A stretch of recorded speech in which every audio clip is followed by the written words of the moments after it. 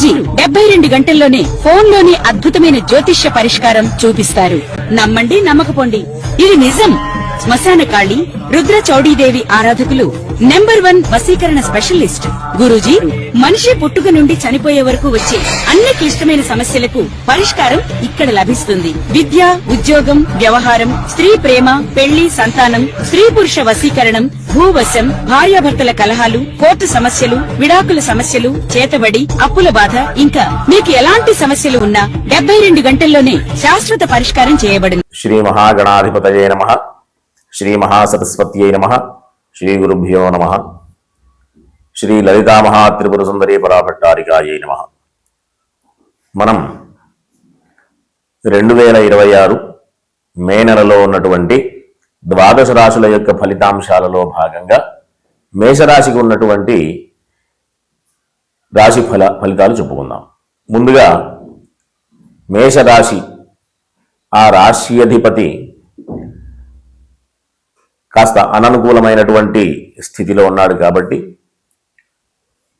రెండో విషయం,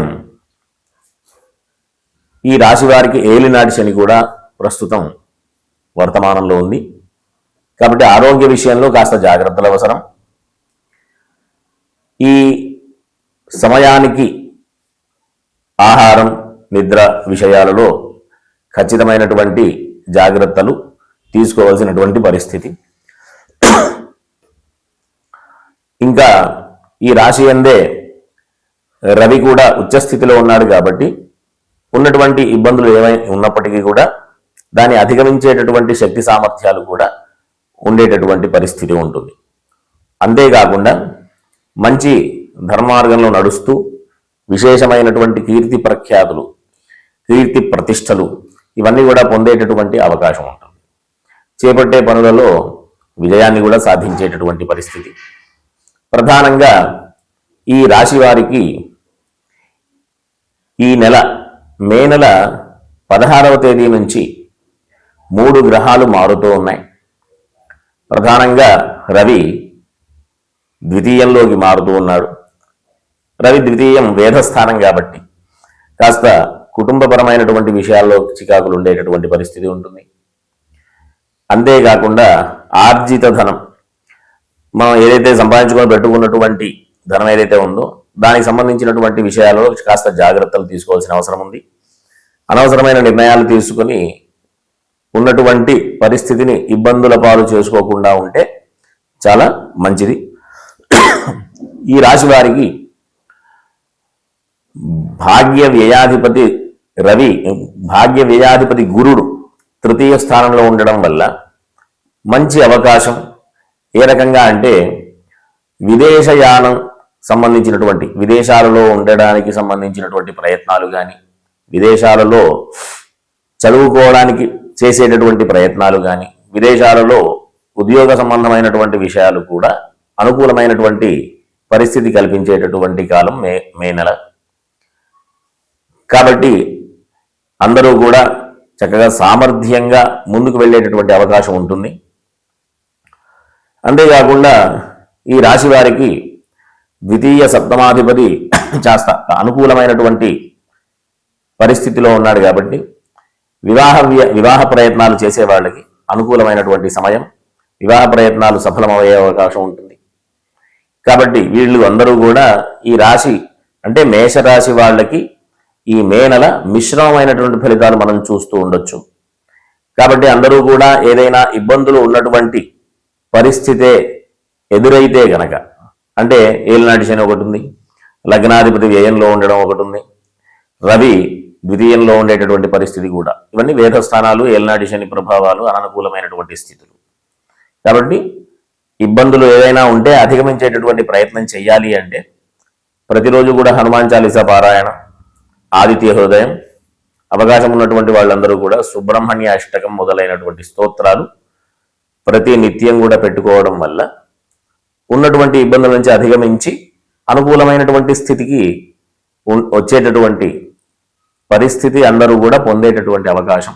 కాబట్టి అందరూ కూడా ధర్మ మార్గంలో నడుస్తూ, ధార్మికమైనటువంటి ఆలోచనలు చేస్తూ, అనవసరమైనటువంటి ప్రయత్నాలు చేయకుండా, ఇబ్బందులు పడకుండా సుఖంగా జీవించాలని ఆశీర్వదిస్తూ స్వస్తి. శ్రీ మహాగణాధిపతయే నమః. శ్రీ మహాసరస్వత్యై నమః.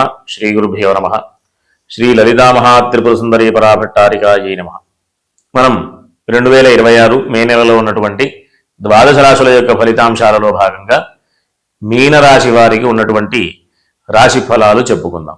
ముందు ఈ రాశికి అధిపతి అయినటువంటి రాశికి తరువాత దశమ స్థానానికి అధిపతి అయినటువంటి బృహస్పతి చతుర్థ స్థానంలో అంత అనుకూలమైనటువంటి స్థితి కాదు.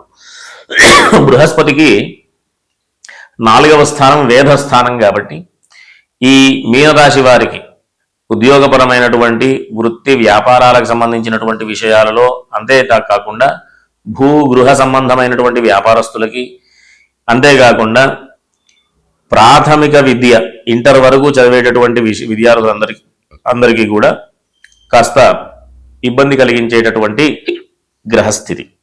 కాబట్టి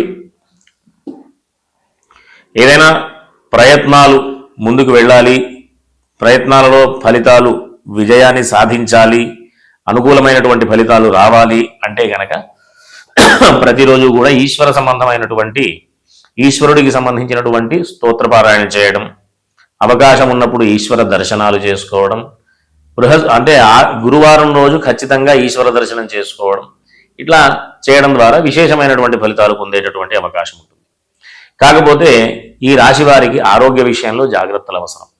ఎందుకంటే ఏలినాటి శని, లగ్నంలో కుజుడు, అంతేకాకుండా రాశి అధిపతి వేదస్థానంలో ఉండడం, అంతేకాకుండా షష్ఠభావాధిపతి ద్వితీయ స్థానంలో, ఈ రకమైనటువంటి కాస్త అననుకూలమైనటువంటి గ్రహస్థితి ఆరోగ్య విషయంలో కాస్త ఇబ్బంది కలిగించేటటువంటి స్థితి. కాబట్టి అందరూ కూడా ఈ మీనరాశి వారు హనుమాన్ చాలీసా, సుబ్రహ్మణ్య స్వామి సంబంధించిన స్తోత్రాలు, అంతేకాకుండా ఆదిత్య హృదయం, ఈశ్వర సంబంధమైనటువంటి స్తోత్రాలు కూడా పారాయణ చేయడం మంచి ఫలితాలు పొందేటటువంటి అవకాశం ఉంటుంది. ఈ మీనరాశి వారికి విశేషంగా అంటే విదేశానికి సంబంధించినటువంటి ప్రయత్నాలు మంచి ఫలితాలను ఇచ్చేటటువంటి అవకాశం ఉంటుంది. విదేశంలో ఎవరైనా చదువుకోవాలి, ఉన్నత విద్యలకు వెళ్ళాలి అనేటటువంటి ప్రయత్నాలు కూడా ఫలితాన్ని ఇస్తాయి. అంతేకాకుండా ప్రయాణాలకు సంబంధించిన విషయంలో, విదేశ యానం సంబంధించినటువంటి విషయాల్లో కూడా అనుకూలమైనటువంటి ఫలితాలు. కాబట్టి అందరూ కూడా జాగ్రత్తగా ఈ మాసంలో పూర్వార్ధం అంటే 15వ తేదీ వరకు కూడా కాస్త అననుకూలమైనటువంటి గ్రహస్థితి కాబట్టి ఏదైనా ప్రయత్నాలు చేయాలనుకుంటే 16వ తేదీ నుంచి మంచి అనుకూలమైనటువంటి స్థితి, చేపట్టే పనుల్లో కూడా విజయాన్ని సాధించేటటువంటి అవకాశాలు కూడా. ఎందుకు అంటే రవి సంచారం అనుకూలంగా తృతీయ స్థానంలో చాలా బలమైనటువంటి రవి సంచారం ఉంటుంది. కాబట్టి అందరూ కూడా చక్కగా మొదటి అంటే 1వ తేదీ నుంచి 15వ తేదీ వరకు కూడా అంత అనుకూలమైనటువంటి గ్రహస్థితి కాదు. కాబట్టి ప్రధానమైనటువంటి నిర్ణయాలన్నీ కూడా 15వ తేదీ తర్వాత తీసుకోవడం వల్ల మంచి ఫలితాలు పొందేటటువంటి అవకాశం ఉంటుంది. ప్రధానంగా వీళ్ళకి స్తోత్రాలలో ఈశ్వరుడికి సంబంధించిన స్తోత్రం హనుమాన్ చాలీసా, అంతేకాకుండా దుర్గా అమ్మవారికి సంబంధించిన స్తోత్ర పారాయణలు కూడా చేయడం ద్వారా మంచి ఫలితాలు పొందేటటువంటి అవకాశం. 16వ తేదీ వరకు కూడా ఆరోగ్య విషయంలో జాగ్రత్తలు అవసరం. ఎందుకంటే రవి అంత అనుకూలమైనటువంటి స్థితి కాదు. కాబట్టి ఆదిత్య హృదయం పారాయణ కూడా చేయడం ద్వారా మంచి ఫలితాలు పొందేటటువంటి అవకాశం ఉంటుంది. కాబట్టి అందరూ కూడా చక్కటి ధార్మికమైనటువంటి మార్గంలో వెళుతూ ధర్మమైనటువంటి విషయాలలో ప్రయత్నాలు చేస్తూ ముందుకు వెళుతూ దేవుడి యొక్క అనుగ్రహం వల్ల మంచి ఫలితాలు పొందుతూ సుఖంగా ఉండాలని ఆశీర్వదిస్తూ స్వస్తి.